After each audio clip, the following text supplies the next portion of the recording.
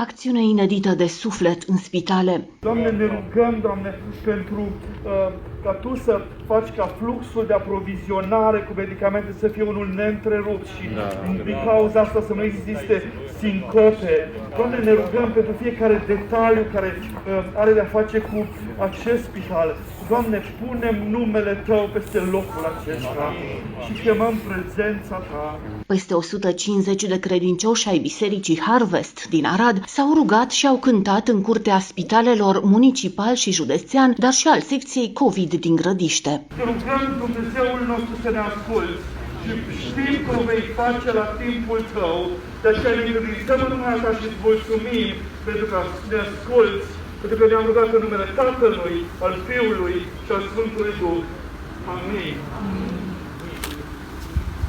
Dumnezeu e tăria mea de post, pentru sufletul meu ajutor.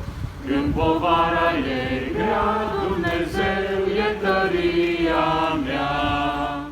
În această perioadă de apogeu a crizei COVID, am vrut să ne alăturăm și noi medicilor și autorităților pentru a-i sprijini cu ceea ce putem face cel mai bine: rugăciunea, conectarea cu Dumnezeu, nu doar înspre vindecare și protecție, cât și spre liniștirea anxietății și a disperării, care uneori este mai grea decât boala în sine.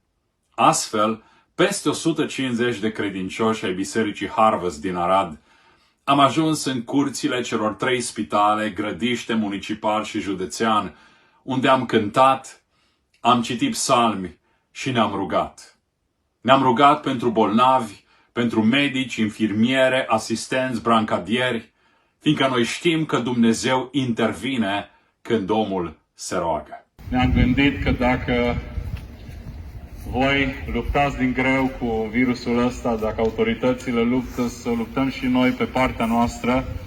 De aceea, astăzi, fiind ziua Domnului, ne-am gândit să venim să ne rugăm Domnului să ne ajute și pe voi, și pe cei care sunt pacienți, și pe medici, pe asistente, pe stafful dumneavoastră.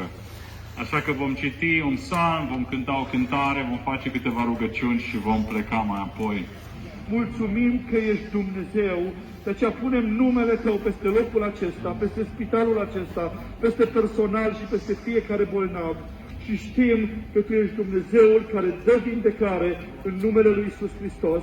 De aceea alegem să ne închinăm și să-ți mulțumim în numele Tatălui, al Fiului și al Sfântului Duh. Amin. Dumnezeu e tăria mea de post, pentru sufletul meu ajutor. Când povara e grea, Dumnezeu e tăria mea. Dumnezeu e tăria mea de post, pentru sufletul meu ajutor. Când povara